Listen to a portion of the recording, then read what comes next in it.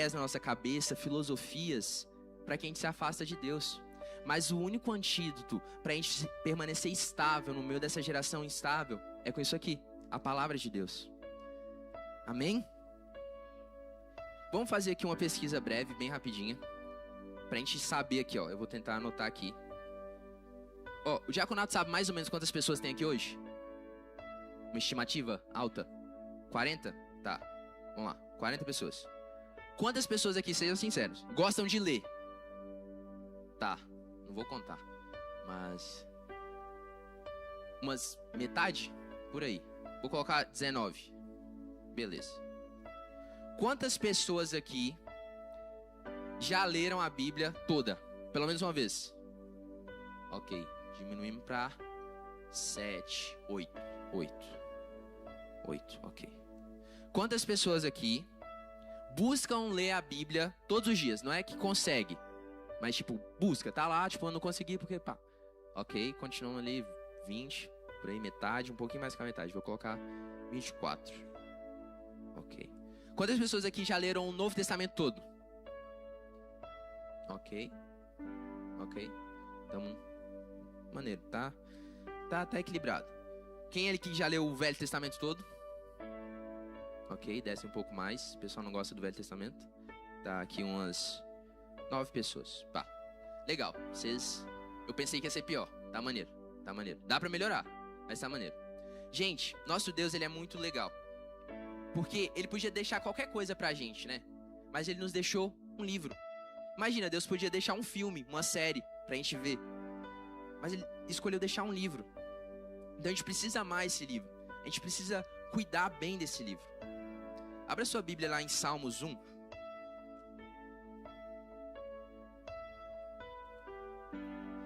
Salmos 1 nos vai mostrar um contraste entre duas pessoas. A gente vai ler aqui, ele é bem curtinho, dá pra ler todo. A gente vai ler, vai comentar. Bora lá. Amém? Misericórdia, eita. Tá no meio da Bíblia. Amém, bora. Como é feliz aquele que não segue o conselho dos ímpios. Não imita a conduta dos pecadores, nem se assenta na roda dos zombadores. Desculpa. Ao contrário, sua satisfação está na lei do Senhor, e nessa lei medita dia e noite. É como árvore plantada à beira de águas correntes. Dá fruto no tempo certo e suas folhas não murcham. Tudo o que ele faz prospera. Não é o caso dos ímpios. São como palha que o vento leva.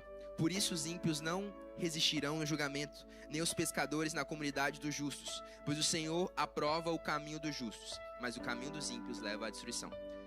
Coloca aquela primeira imagem aqui, da árvore. Os dois tipos de pessoa. Gente, esse capítulo aqui mostra dois tipos de pessoa. A primeira pessoa é uma pessoa que não segue o conselho dos ímpios. O que são ímpios? Ímpios são pessoas que não amam a Deus. Não segue os conselhos de pessoas que não amam a Deus. Nem se assenta nas rodas de zombadores. Zombadores, vocês já sabem o que é. Pessoas que zombam, que falam coisas ruins. E essa pessoa também, ela tem satisfação, ela tem prazer na palavra de Deus. E nessa palavra, ela medita dia e noite. E essa pessoa, o salmista vai dizer que ela se parece com essa árvore aqui, ó. Uma árvore bonita, plantada na beira de águas correntes. O que isso quer dizer? É que ela é uma pessoa que ela é enraizada, porque diz aqui que ela tem satisfação na palavra, e que ela medita nela dia e noite, e que ela também, por estar alicerçada na palavra, ela é renovada todos os dias, porque a água aqui passa todos os dias nessa árvore, ao ponto dessa árvore aqui sempre está sendo renovada. Os minerais necessários para que essa árvore tenha vida, tá todo dia ali, correndo, todo dia correndo, e olha como que ela tá verde. Daqui a pouco ela vai estar cheia de fruto. Por quê? Porque ela tá enraizada na palavra, ela tá enraizada. Mas aí tem o segundo tipo de pessoa. O segundo tipo de pessoa é a pessoa que dá ouvidos para os ímpios, que não liga para a palavra de Deus. E por não ligar para a palavra de Deus, também nem medita nela de noite. E essa pessoa é descrita como aquela imagem lá do matinho. Não tem? Tururu. Achei que tinha. Não tem? Aí tem. é descrita como sendo uma palha. Olha isso aqui, tudo seco, todo feio. Essa é a pessoa que não é uma palavra de Deus. Bate um vento aqui e ela voa. E se a gente parar pra pensar, isso é muito real. Porque uma pessoa que não tem seus fundamentos em Deus, aparece uma nova coisa aí no mundo, tipo uma nova filosofia, tipo, esse é o melhor jeito de viver, ela segue. Ah não, mas esse é o melhor jeito de viver, ela vai pra cá. Ah não, mas aquele é o melhor jeito de viver, ela vai pra cá. É uma pessoa que quando o vento sopra, ela não tem firmeza em nada. Ela é guiada pelas circunstâncias. Isso se parece muito com a nossa geração. A nossa geração, às vezes quer uma coisa, às vezes não quer outra. A gente vê isso muito presente em relacionamentos de jovens, adolescentes. Tipo assim, porque você terminou com ela? Pô, afinal, ela não queria o mesmo que eu. Eu queria jogar no Real Madrid, ela não queria morar na Espanha comigo, então eu desisti. E ela também não gostava do Neymar, então eu desisti. Tipo, a gente vive uma geração muito instável, parecendo esse ramo seco aqui, guiado pelo vento, sendo que a gente deveria se parecer mais com aquela árvore plantada, sendo regada todos os dias pelo rio que é a palavra de Deus. Amém? Gente, tem outra história, lá em Mateus 7, 24. Abre suas Bíblias lá. A gente tá pregando sobre Bíblia, então é bom a gente usar a Bíblia, né? Convém. Mateus 7, versículo 24.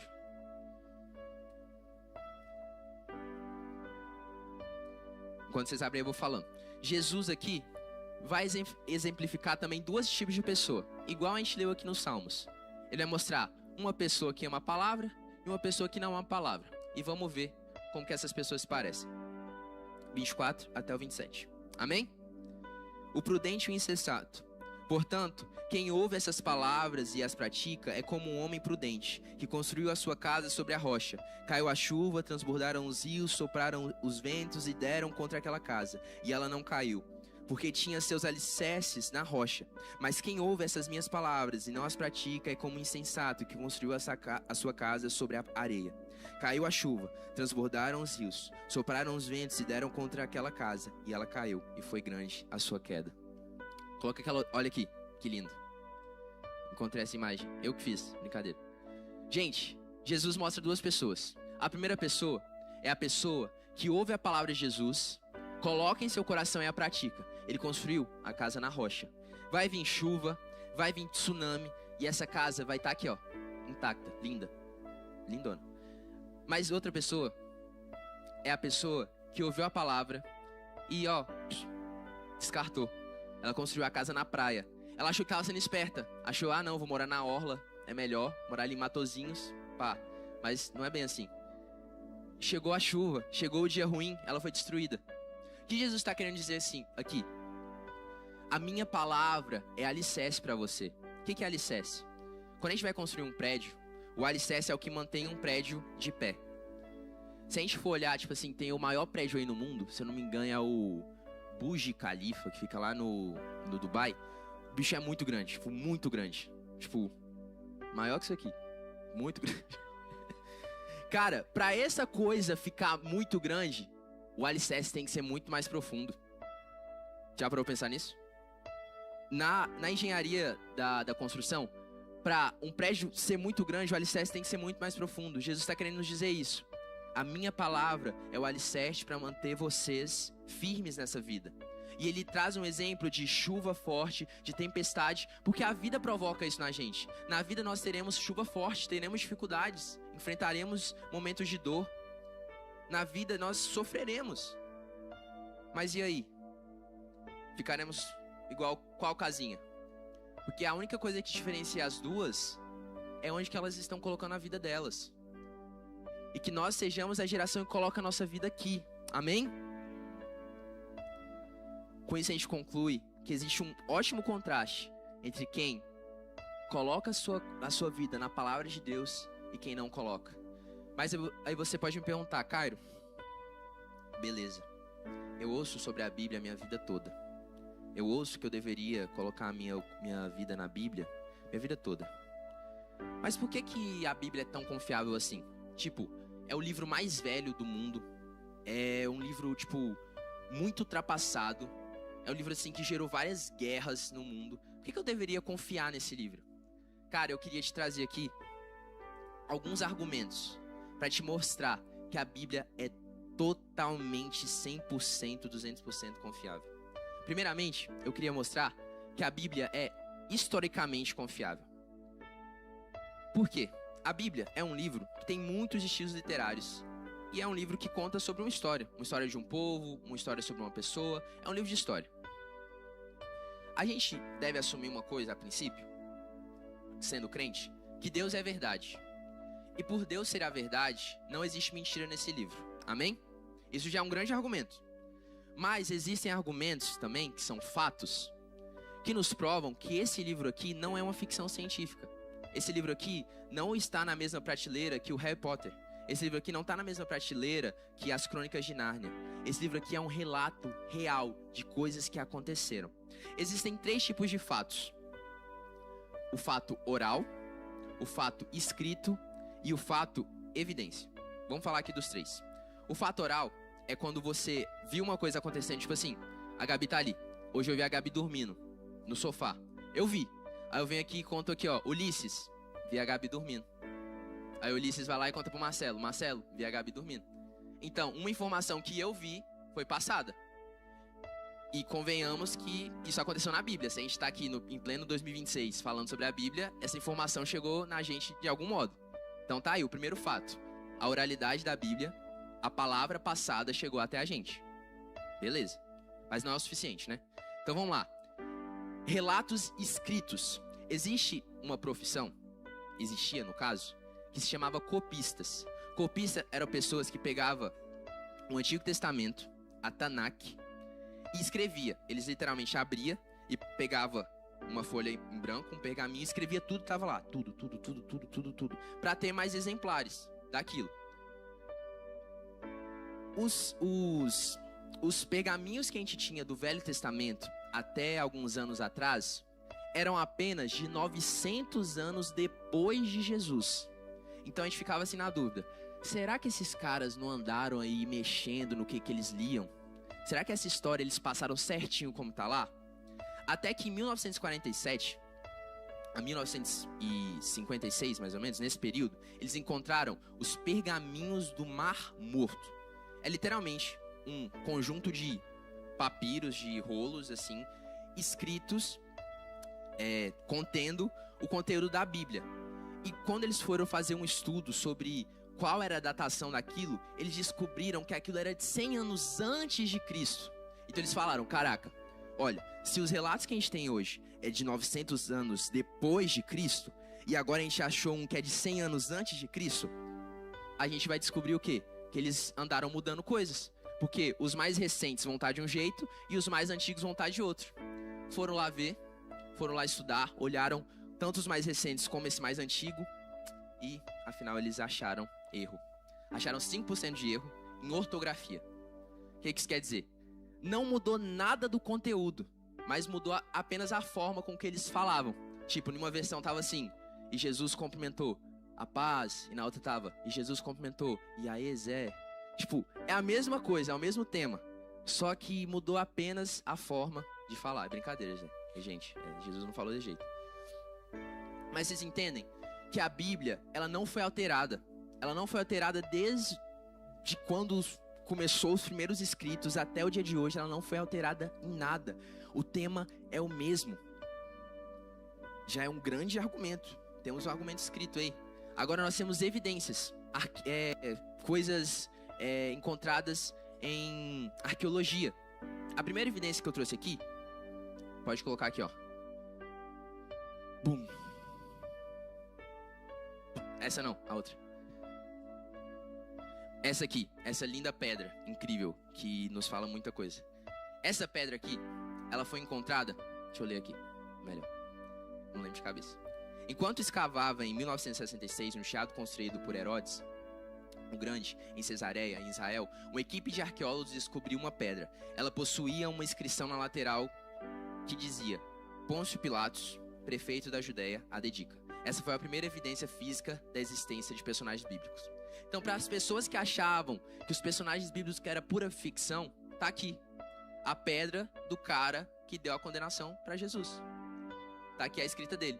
E por Pôncio Pilatos não ser um nome comum, e por dizer que ele é o presidente da Judéia, e ser o único presidente da Judéia com esse nome, é total evidência que é o mesmo cara que condenou Jesus. E temos mais uma aqui, agora é aquela outra. Essa aqui é uma tábua dos Moabitas. Moabitas é um povo que a gente encontra ali no Velho Testamento, a gente lê várias coisas sobre ele. Moisés foi para Moab, tem várias histórias. Encontrou essa placa aqui, é de um cara falando sobre uma guerra que ele lutou contra Israel. Então, tipo, caraca, é um cara que escreveu sobre a luta que ele lutou contra Israel. Então, afinal, não era ficção? Não, cara, é 100% real. É tudo historicamente comprovado, a gente encontra vários fatos e artefatos. Eu trouxe só 2. Existem milhares. Milhares, talvez não, mas existem muitos. Gente, esses argumentos aqui podem ser muito básicos, mas já nos mostra que a Bíblia é confiável. Além disso, a Bíblia também é profeticamente confiável. O que isso quer dizer? Talvez fique aí na dúvida. Caraca, mas eu leio a Bíblia e ela fala de tantas coisas que, tipo, vão acontecer e não aconteceram. Vamos falar sobre isso.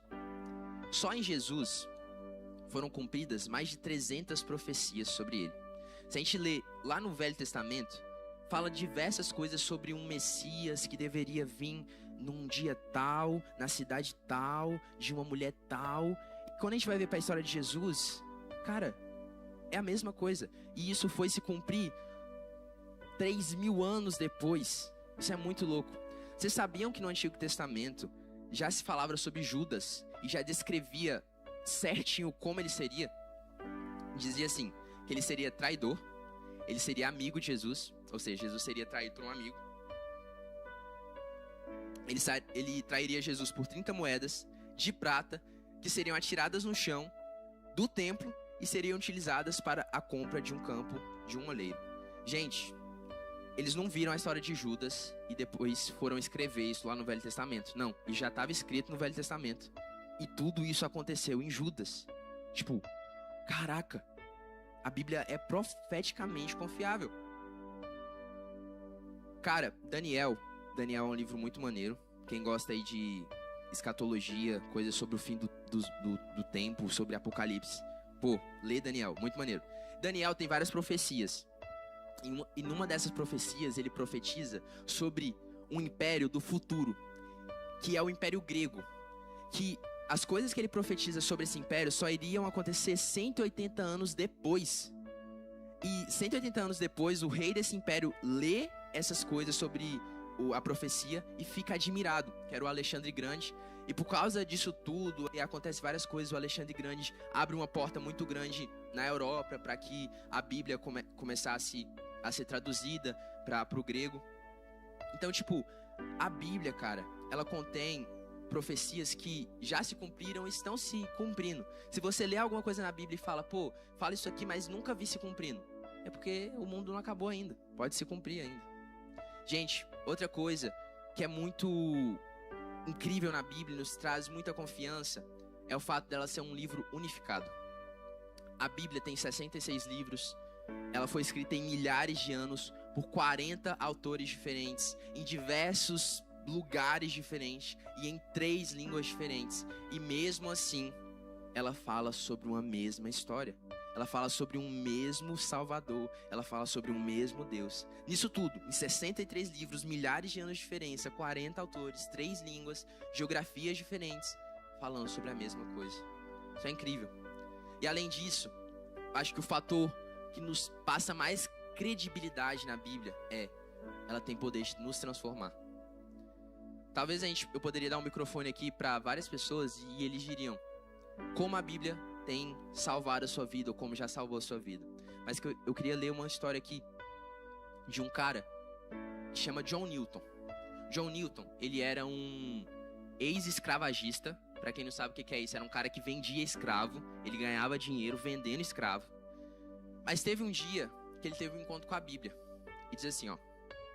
Ele era capitão de um navio negreiro no século XIX. Não, século 18, e vivia longe de Deus. Sua vida era marcada por violência, orgulho e pecado. Em uma viagem de mar, enfrentou uma tempestade tão forte que achou que morreria. Naquele momento, começou a clamar a Deus por misericórdia. Depois disso, passou a ler profundamente a Bíblia. A palavra de Jesus começou a confrontar e transformar seu coração com o tempo. Com o tempo, abandonou o tráfico de escravos, tornou-se pastor e passou a lutar contra a escravidão. Anos depois, escreveu o famoso hino. Amazing grace, how sweet the sound, the Savior like me. Top, né, meu inglês? Vou traduzir aqui, ó. Maravilhosa graça, quão doce é o som que salvou um miserável como eu. E a transformação dele aconteceu porque teve contato verdadeiro com a palavra de Deus. A Bíblia deixou de ser apenas um livro e passou a ser direção, confronto e vida. Um cara era vendedor de escravos, ele tem um contato com a Bíblia e ele passa a lutar contra a escravidão. Gente, o livro do Harry Potter não faz isso. Gente, uma banda desenhada aqui da Marvel não faz isso. É só esse livro aqui. Só esse livro da capa preta que pode salvar a vida de alguém. Não porque é um livro da capa preta, mas por causa do conteúdo. É porque é nesse livro aqui que nós encontramos palavras de vida eterna. Amém? Gente, a Bíblia tem poder para nos transformar. E talvez tu me pergunte, Cairo, beleza, tu me disse aí vários argumentos tops, historicamente, profeticamente, é um livro unificado, tipo assim, cara, não dá para ser coincidência todas as coisas da Bíblia, é um livro que realmente transforma as pessoas. Mas como que isso me atinge? Como que eu ter um relacionamento com esse livro aqui todos os dias vai me atingir? Queria te deixar aqui 4 perguntas que a Bíblia responde. Primeiro, vou deixar claro que a Bíblia não é um guru, tipo, Bíblia, o que você quer me falar hoje? Pá, hoje você vai morrer. A Bíblia não é isso. Mas a Bíblia responde muitas perguntas para nós. A primeira resposta que a Bíblia nos dá é: quem Deus é? Gente, imagina se o peixe começa a ter um pensamento errado sobre a água e ele começa a achar que a água é mal para ele e ele decide sair da água. O que acontece com o peixe? Imagina se a árvore começa a ter um pensamento errado sobre o solo, aí ela começa a achar que o solo é mal, aí ela sai do solo. O que acontece com a árvore? Aí imagina nós começamos a ter um pensamento errado sobre Deus e decidimos nos afastar de Deus. O que acontece com a gente? Caraca, a gente morre. Então, a gente morre. Gente, saber quem Deus é, eu acho que é top 5, se pá. Top 5 perguntas que tu tem que responder na sua vida. É top 5, mas ela tá no top 1. Você tem que saber quem Deus é, cara. Isso depende de toda a sua vida. A nossa vida aqui, como criação de Deus, é por um único motivo: saber quem Deus é. Eu vou ler alguns versículos aqui que diz sobre quem Deus é, que a gente encontra na Bíblia. Em Êxodo 34:6 diz: Deus é compassivo, misericordioso, paciente, cheio de amor e fidelidade. Em 1 João 4 diz: Deus é amor. Em Isaías 6:3 diz: Santo, santo, santo é o Senhor dos exércitos. Em Lamentações 3:22 diz que grande é a tua fidelidade, diz que Deus é fiel. Em Gênesis 1 diz que ele é criador. Em Salmos 147 diz que ele é justo. Em 1 João 1:5 diz que ele é luz. Em 2 Tessalonicenses 3:16 diz que ele é paz. Em Salmos 23 diz que ele é pastor. Em Lucas 1:34 diz que ele é poderoso. Em Malaquias 3:6 diz que ele não muda. Gente, isso aqui eu dei o pico do iceberg para vocês. Nesse livro aqui vocês vão encontrar uma profundidade imensa sobre quem Deus é. E eu trouxe aqui uma metáfora.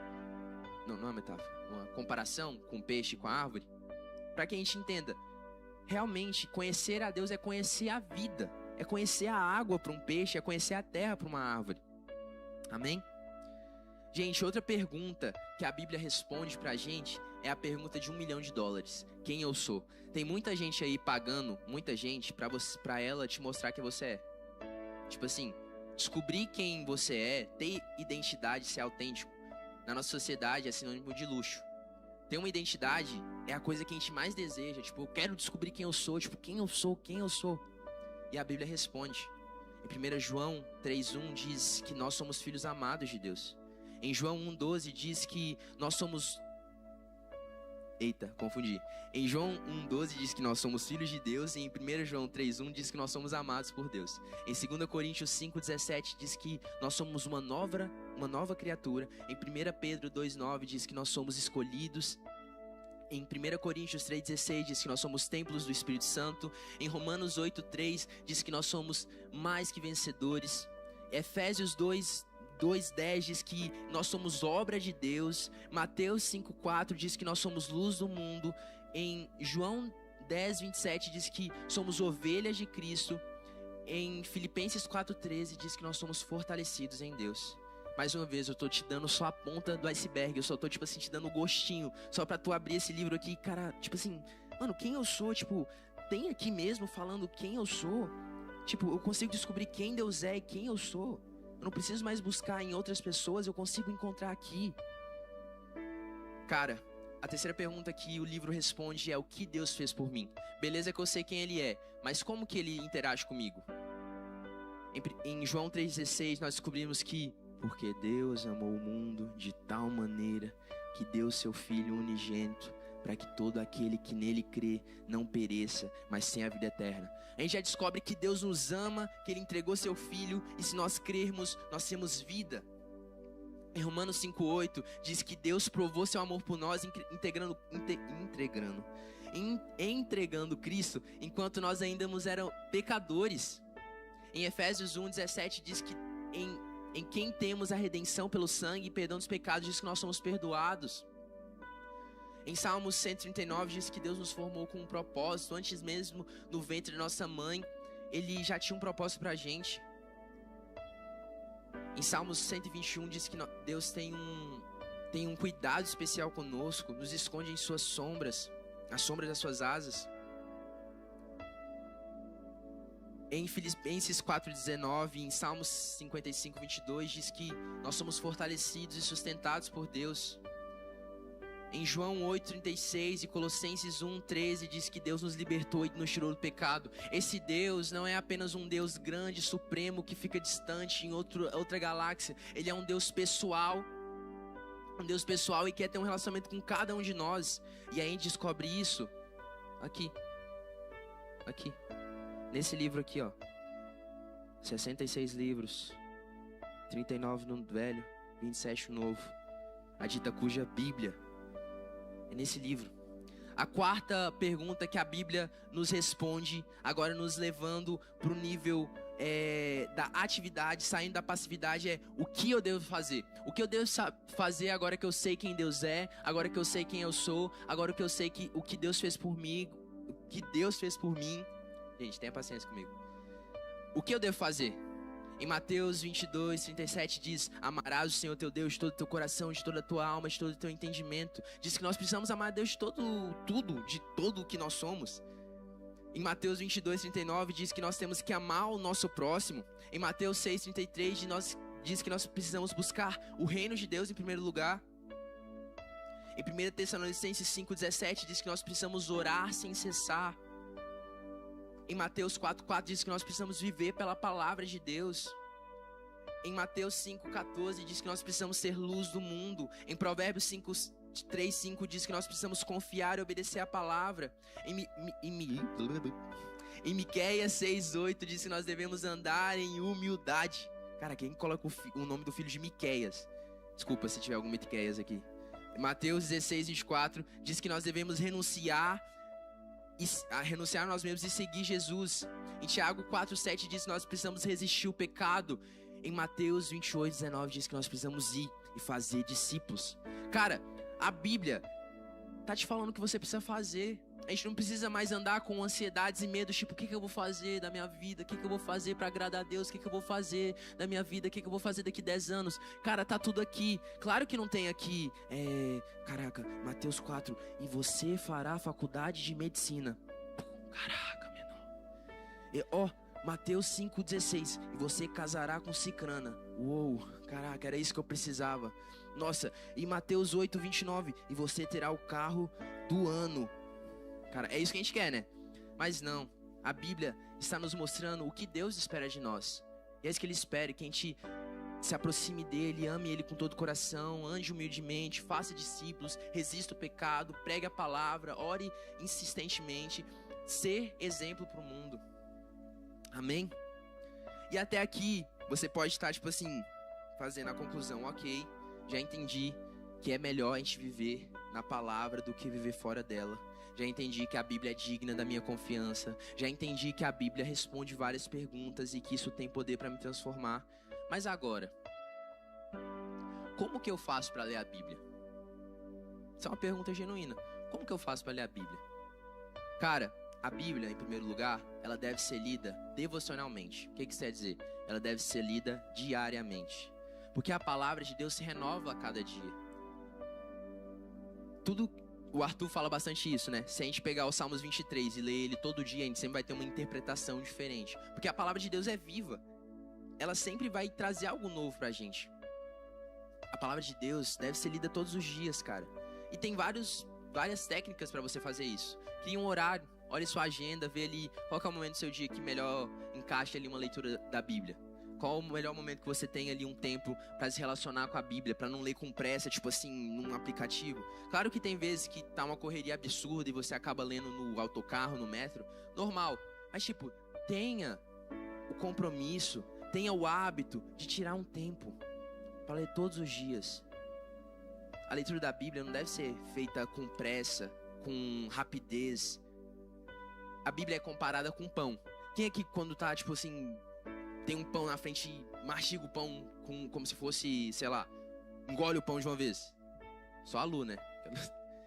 Não, gente. Pão a gente come com calma. A gente dá uma mordida, mastiga, desce. Porque se você comer um pão inteiro, você vai engasgar. Não dá. A Bíblia foi feita pra gente comer devagar. Uma coisa que a gente deve fazer com a Bíblia é meditar na palavra. Mas, cara, o que é meditar? É sentar e ficar...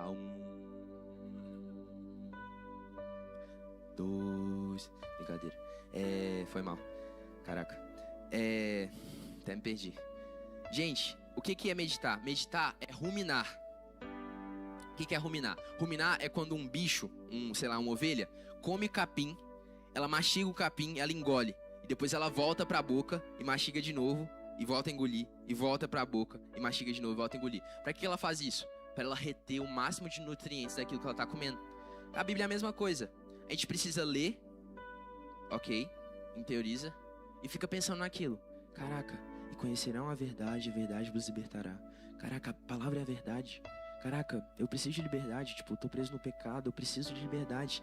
Isso é ruminar, é você ficar voltando até que o versículo saia da sua mente e passe a estar no seu coração. Gente, ler a Bíblia é uma caminhada. No começo pode ser difícil, mas o começo de tudo é difícil. Tem uma frase, né, tipo, o primeiro degrau é sempre o mais difícil. Passou do primeiro, é de boa. Cara, tem leveza na leitura da Bíblia. E o mais interessante é que a Bíblia é o livro que você pode ler do lado do autor. Não, calma. Do lado do que inspiraram os autores, né? Não dá pra ler do lado de Moisés, assim. Mas dá pra ler do lado do inspirador da Bíblia. Dá pra ler com Jesus do lado. Dá pra ler com o Espírito Santo. Então tenha o hábito de ler a Bíblia. Se relacione com esse livro. Se relacione. Tem aplicativo, gente. Hoje é fácil. Você entra no aplicativo.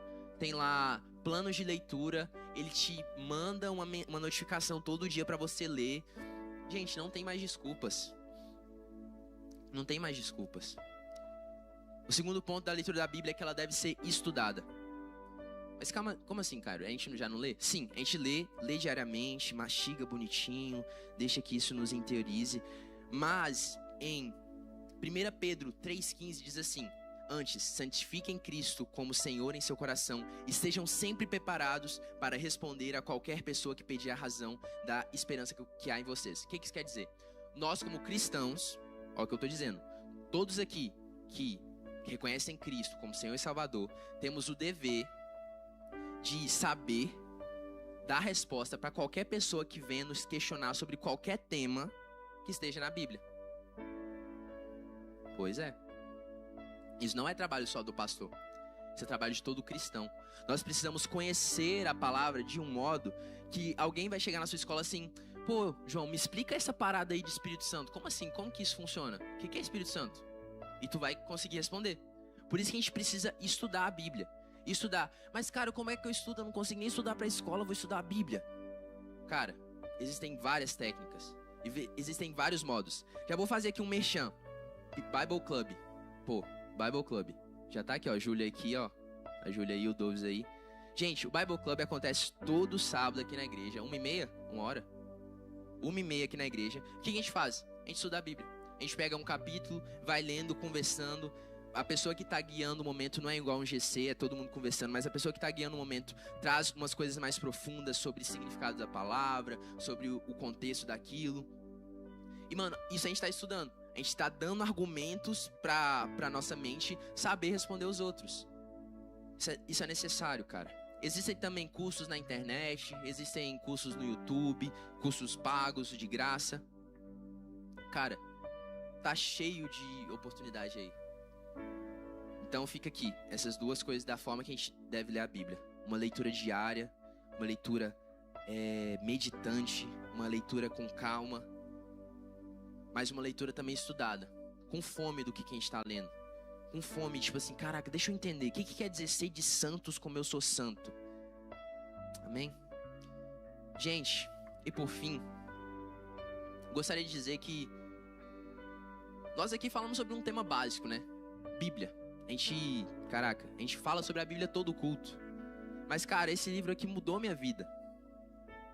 Não por ele ser esse livro em si, mas por causa do conteúdo dele. Em 2020, eu tava perdido. Mesmo que eu conhecia a Cristo, eu tava perdido. Eu não tinha relacionamento com Deus, embora eu conhecesse a Deus minha vida toda, eu não tinha relacionamento com Deus. Eu só fui conhecer Deus aqui. Primeiro, porque eu ouvi pessoas falando sobre esse livro pra mim. E depois, porque eu fui lá e falar, caraca, deixa eu ver se Deus me ama mesmo. Aí nessa, eu tava tipo assim, tão sedento que eu falei, caraca, deixa eu ver se Deus me ama mesmo. Aí eu fui lá. Aí quando eu tava vendo, eu tava lá em Isaías, mano. Tipo, pô. E quando eu tava lá em Isaías, mais especificamente Isaías 41, eu descobri uma parada louca demais. Calma aí, não é Isaías 41. Esqueci o capítulo. Aqui, ó, Isaías 43. Eu tava assim, caraca, eu escuto todo mundo falando pra mim que eu tenho um propósito. Eu escuto todo mundo falando pra mim que Deus me ama. Mas eu queria experimentar isso. Eu queria que isso mudasse minha vida. Eu queria ter prazer nessa palavra. Aí eu li essa passagem assim, ó. Mas agora, assim diz o Senhor, aquele que o criou, ó Jacó, aquele que o formou, ó Israel, não tema, pois eu o resgatei. Eu chamei pelo nome, você é meu. Caraca, isso atravessou meu peito como uma espada assim. Eu fiquei, caraca, Deus me chamou pelo nome. Deus me conhece. O autor desse livro de mais de 2 milhões de anos me conhece. E ele diz que eu sou dele. E desde então minha vida tem sido transformada. Ah, Caio, sua vida é perfeita? Cara, infelizmente não. Felizmente eu falho muito no meu relacionamento com a Bíblia. Felizmente eu não ajo com Jesus da forma que eu deveria agir. Mas sempre que eu olho pra Ele, eu me lembro dessas palavras. Eu resgatei, eu te chamei pelo nome, você é meu. E por quê? Porque um dia eu tive a oportunidade de ter um encontro com essa palavra. E cara, com essa mensagem, a única coisa que eu queria trazer, eu queria que o Espírito Santo fizesse, era colocar um desejo no seu coração de amar mais a palavra. De amar, nem que seja 1% a mais, cara. Porque eu trouxe aqui esses dados no começo, a nossa geração tá perdida mesmo. Nossa geração tá perdida, cara. Tantas vezes a gente encontra pessoas querendo se suicidar, tipo, jovens querendo se suicidar, mano. Eu lembro que eu estudava no 10º ano, eu estudava com 2 pessoas que tentaram suicídio. Uma menina uma vez apareceu do meu lado na sala com o braço cortado. Tipo assim, sei lá, mano, tava muito profundo. Ela cortou o braço dela com lâminas, mas não ficou aqueles cortes, tipo assim, superficial, não. Ela cortou muito profundo. Ela queria se matar. Um dia, um menino da minha sala, ele fugiu da escola e ele tomou remédios com álcool porque ele queria se matar. Na minha sala. Cara, a nossa geração precisa de Jesus, mano. O louvor pode subir. Cara, vamos amar essa palavra. Porque se a palavra não começar nos libertando, nós não vamos conseguir libertar ninguém. Feche seus olhos nesse momento. Comece a falar com Jesus. Eu vou guiar uma oração aqui, mas comece a abrir seu coração para Ele. Senhor Jesus, primeiramente obrigado porque o Senhor nos encontrou. Primeiramente obrigado porque a sua palavra um dia nos encontrou, Jesus. Jesus, obrigado porque o Senhor não mediu esforços para nos encontrar e nos deixou uma história linda que conta como o Senhor nos encontrou, como o Senhor se entregou. Senhor, nos perdoa. Senhor, nos perdoa por fazer por tantas vezes descaso. E essa é a palavra, fazer descaso da tua palavra. Nos perdoa, Senhor Jesus, por não se importar com ela, por achar ela ultrapassada, por achar que sabemos mais, por achar que somos mais sábios, por achar que não precisamos de Ti. Senhor Jesus, quanto mais a gente caminha na vida, a gente tem a tendência muito grande de querer ser independente. Senhor, eu peço que o Seu Espírito enche o coração de cada um hoje aqui com um espírito, com um desejo, com uma realidade de dependência. Senhor, que venhamos nos tornar dependentes de Ti, dependentes de conhecer mais sobre o Senhor. Jesus, o Seu desejo era que Te conhecemos. Você diz que a vida eterna é Te conhecer. Senhor, se a vida eterna é Te conhecer, por que a gente quer a vida eterna se na terra a gente não está querendo Te conhecer? Senhor, mas essa tarde quebra esse nosso coração. Aumenta em nós o desejo, aumenta em nós o anseio por Te conhecer. Senhor, que venhamos deixar que a Bíblia nos transforme de dentro para fora. Comece a criar estratégias para cada um aqui, para que leia a Bíblia com constância, para que estude a Bíblia. E Jesus, que nas leituras da Bíblia que surgirão a partir dessa tarde, que o Espírito Santo visite o quarto, que o Espírito Santo visite a sala, que o Espírito Santo visite a cozinha, aonde essa pessoa estiver lendo, e que o Senhor abra os olhos dessa pessoa como o Senhor um dia fez comigo. Que cada palavra que ela está lendo naquele livro, Jesus, venha não apenas fazer sentido na mente dela, mas passe a fazer sentido no coração, e que ela nunca mais seja a mesma, Jesus. Que venhamos ser a geração da palavra, não a geração perdida, mas a geração que foi encontrada por Cristo, e que venhamos levar esse evangelho para fora. Jesus, que os casos de suicídio, que os casos de depressão venham diminuir na nossa geração, a partir de nós, Senhor, a partir de nós. Tem misericórdia e flua através de nós, Senhor.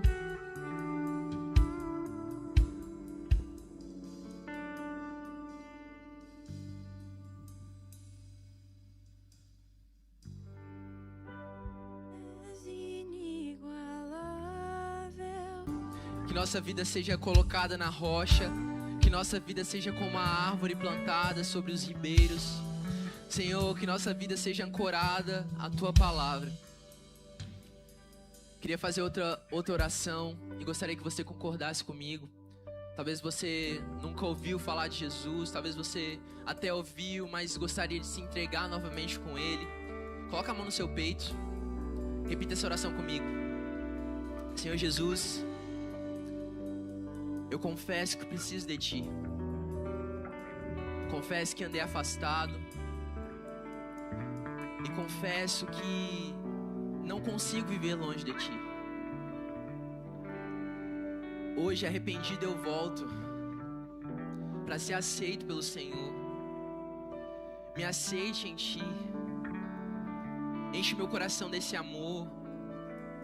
Que minha vida esteja firmada em Ti.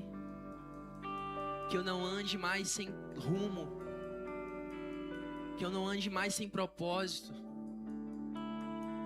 Mas que eu finalmente venha saber que meu lar está em Você, Jesus. Amém. Quem fez essa oração pela primeira vez, levante sua mão. A gente quer orar por você. levante sua mão. Amém. Se você ficou constrangido, se você quer pedir oração para alguém, tem vários líderes aqui, o pessoal da consolidação, converse com alguém no final. Amém? Amém? Glória a Deus, fique de pé. Glória a Deus, pessoal. Bora ler a palavra, bora ler. E é isso. Senhor Jesus, obrigado por esse culto. Obrigado porque o Senhor nos encontrou, o Senhor nos falou algo. Que o que nós recebemos essa tarde venha agora fazer frutos durante a nossa semana. Que não fique apenas aqui. Em nome de Jesus, leve cada um em paz. Amém e amém. Tem cantina, não deixa de passar lá. Tem pós-culto também. Vão em paz. E amém, e amém, e amém.